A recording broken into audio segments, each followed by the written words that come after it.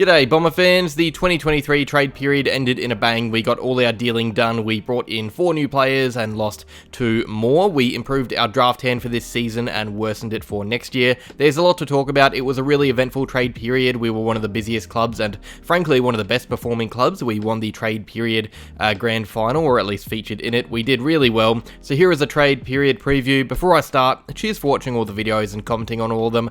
I struggled to reply to comments because I was uploading and planning so frequently, but I read pretty much all of them. I appreciate the support throughout the last fortnight. Alright, so I'm going to start by going through each deal one by one just to show you guys how it played out. So Todd Goldstein was the easiest. He was also the first player through the doors for us. He joins Essendon on a 1-year deal as an unrestricted free agent. There was not really much to this one. He joined us despite receiving interest from Collingwood. That's about it. No compensation to North, meaning this his contract value is pretty low. To put that into perspective, only 2 AFL clubs didn't receive compensation from their free agents. Joel Hammerling from Fremantle and Todd Goldstein from North. So we get him for next to nothing for at least a year. Ben McKay was the second to come through, but the most important. This was more complicated. There was a lot of talk around North matching the bid and forcing a trade if it wasn't high enough compensation. Luckily, the CBA agreement has given players a pay rise of 10%, and that wasn't included in free agency compensation. So Ben McKay is apparently on a $850,000 a year contract, roughly, for 6 seasons, making him one of our highest paid players, but that amount could well have been $80,000 or $90,000 lower last year, meaning his compensation could have been lower as well. Luckily, North got pick 3, we got our man, so in the end we pay overs, that is for sure, it's guaranteed, but we get a required player as well. Jade Gresham was the final free agent. This was a tough one to get done, took until Friday for Duursma to lodge an offer, but again, CBA helped out. He is supposedly on $700,000 a year, which warranted an end of first round compensation for St Kilda, which they were happy with. Same as North, if they weren't happy, they would have matched and forced a trade, but as it stands, Gresham comes to Essendon to improve our forward class. We get him for 3 seasons, $700,000. Again, I'd say it's overs, but to get it done, it's important to improve our forward line. It's my least favourite of the 3 free agency deals, but to see it done is pleasing. Alright, we were then involved in a little pick switcheroo that helped us get some later deals done as well, so we were involved in the Nick Caulfield-Paddy Dow 4-way trade. We ended up giving away pick 52 to the Bulldogs, we gave away a future third to Carlton,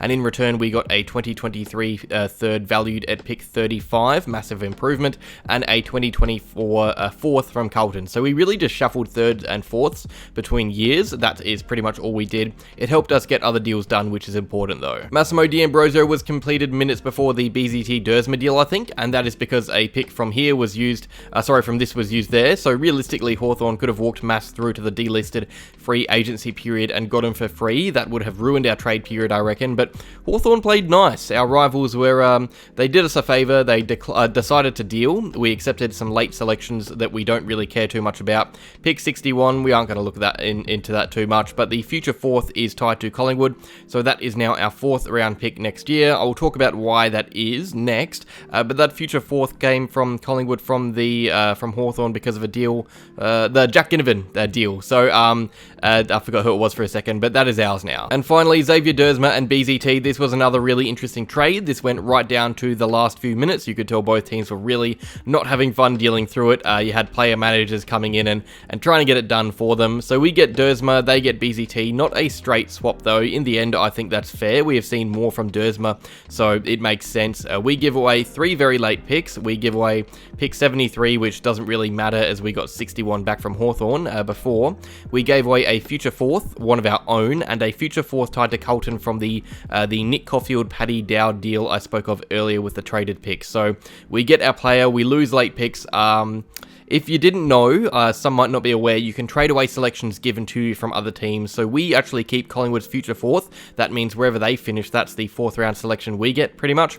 But we move away Carlton's that we got from an earlier trade as well, along with ours. I think this is barely overs because the picks are so late, but in the end, getting it done was more important. Duursma is a better player than BZT. We didn't lose any draft capital within the first 3 rounds. That's fair to me. Alright, now here are our overall ins and outs. As you can see, more in than out, which is always good. 4 players in, 2 players out. The great thing here is that we've got in first team players, traded out 1 fringe member, and not completely derailed our draft hand. In fact, I think we've done well to improve it on this season. Next year's is a little bit poorer.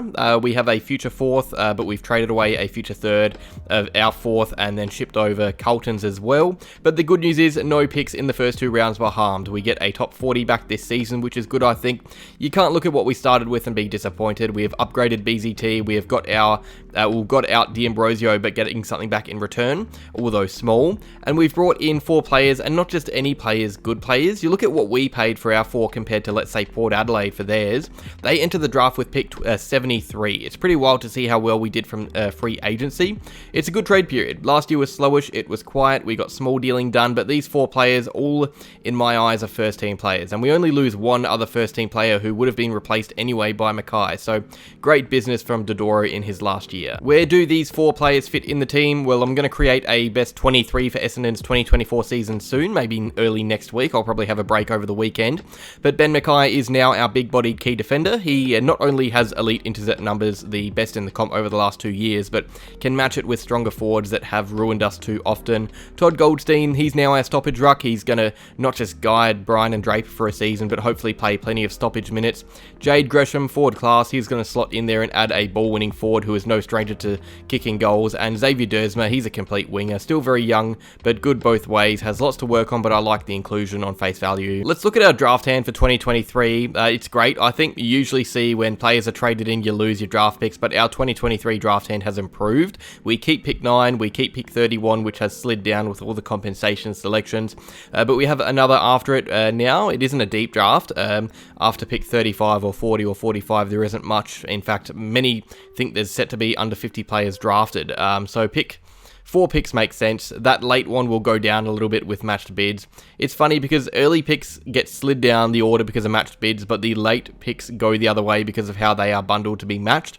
But the fact I'm talking about how we're going to use our picks when we brought in players in demand, that's the win. I'm thrilled with that. We are hitting the draft and trade period really hard. That is a position most clubs can't really find themselves in. Now, also looking at this draft hand, I should say we've lost significant late capital next season, so we won't be doing too much small trading with 2024 picks in our next trade period. We only really have first and second rounders that are our own. We have a 4th rounder from other clubs and a selection after that, but I think it's worth it. Attack one draft hard if you can, get a bunch of similar age recruits so you can draft more for needs. I think it's a pretty diverse range of players in 2023.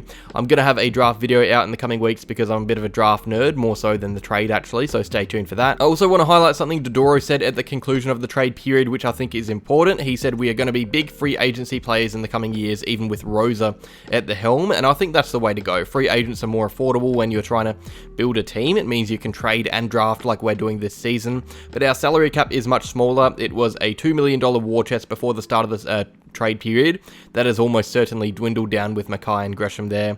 Keep in mind though, we have Heppel and Shield coming out of contract. I would be really surprised if both are still at the club come 2025, so we still have room to maneuver from that regard, but most of our cap space has been filled now. We are not going to be as comfortable as we were before the year began, so free agency is the go. That way we can hit the trade and bring players in, which is good. I should probably say something about our outgoing players. I think it's easy for fans to look at players leaving and criticize them. I saw a lot of love for BZT throughout the year, and that kind of reversed once he requested a trade. We shouldn't be mad at these players. BZT wanted to go home. Mass wanted more game time. That is fair. We should say thank you and wish them all the best at their new club. I really hope we see both thrive, and I do mean that. My favourite players at other teams are former Bombers. So Mass and BZT, they served us well. Let's hope they can do the same for their new clubs as well. But that is all. Trade period review done. It was a long trade period. I posted pretty much daily there for a couple of weeks. All done now. We look forward to the draft. Again, cheers for all the support through it. All the comments and likes made the frequent posts justified. I'll do the same again next year.